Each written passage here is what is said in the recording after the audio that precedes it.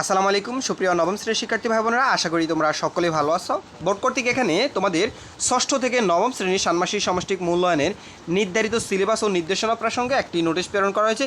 যেখানে যে বিষয়টা উল্লেখ করা হয়েছে, এখন আমি তোমাদেরকে সংক্ষেপে তোমাদেরকে যদি বলি যে অর্থাৎ তোমাদের অর্ধবার্ষিক বা ষান্মাসিক সামষ্টিক মূল্যায়নের পাঠ্য বইয়ের কোন অংশটুকু অর্থাৎ কত পৃষ্ঠা থেকে কত পৃষ্ঠা পর্যন্ত তোমাকে পড়তে হবে বা কতটুকু অংশ পড়লে কতটুকু অংশ থেকে তোমাকে ষান্মাসিক সামষ্টিক পরীক্ষা মূল্যায়ন করা হবে সেই বিষয়টি।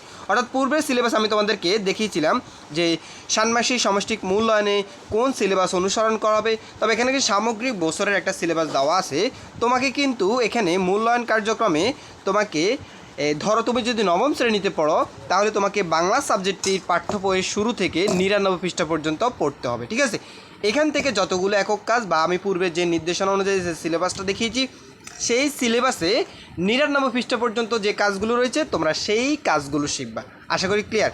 এরপর ইংরেজি সাবজেক্টে তোমরা পাঠ্যপুস্তকের শুরু থেকে 77 পৃষ্ঠা পর্যন্ত যে কাজগুলো রয়েছে সেগুলো শিখবা এবং সেই সিলেবাসগুলোর লিঙ্ক ডিসক্রিপশনে দেওয়া থাকবে, তোমরা সেখান থেকেও দেখে নিতে পারো, ঠিক আছে। তো গণিতের জন্য 122 পৃষ্ঠা।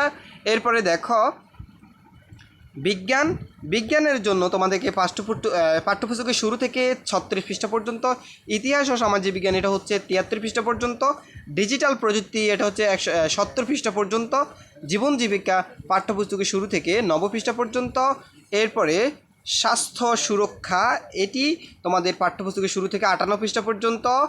এরপরে দেখো এখানে শিল্প ও সংস্কৃতি এটি পাঠ্যপুস্তকের শুরু থেকে 42 পৃষ্ঠা পর্যন্ত। ইসলাম শিক্ষা পাঠ্যপুস্তকের শুরু থেকে 75 পৃষ্ঠা পর্যন্ত। হিন্দু ধর্ম শিক্ষা 54 পৃষ্ঠা পর্যন্ত। খ্রিস্টান ধর্ম 38 এবং বৌদ্ধ ধর্ম হচ্ছে 56 পৃষ্ঠা।